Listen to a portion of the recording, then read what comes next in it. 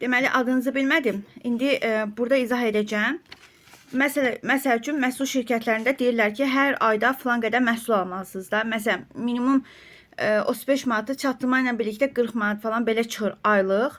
Və burada siz bir nəfəri dəvət eləsəz belə, yəni məhsul şirkətində, o 1000 manatlıq da məhsul alsa, şirkət sizə buradan 1 qəpik də ödəmir, düzdürmü? Məhsul şirkətlərində qayda belədir. Əlavə olaraq 2 qolunuz ən azından olmasa, ən çətin yerlərdə hələ, onda hələ 3 qoldur.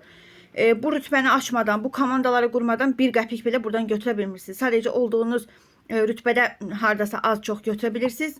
O da ki, yəni sizdən aşağıda gəlib çatan olanda ondakı olmur. Yəni bir nəfərdən qazanc götürə bilmirsiniz. Bu məhsul şirkətlərindədir. Yəni yəqin ki, ya siz özünüz, ya sizin ətrafınızda kimsə olub belə bir şirkətlərdə, düzdürmü? Amma burada belə bir şey yoxdur. İndi gəlin izah edəcəm necə. Amma ondan əvvəl burada deyim ki, burada məhsul gedir, şirkətin məhsulunun satışının dövriyyəsi gedir. Hər kəs aldığı üçün. O satışdan gedən dövriyyədən qazandırır da, düzdürmü? Yəni burada bir məhsul olmasa şirkət hardan qazanc versin ki? Yəni hər gələn adama boş yerə. İndi bizim işimizdə necədir? Gəlin indi onu izah edim.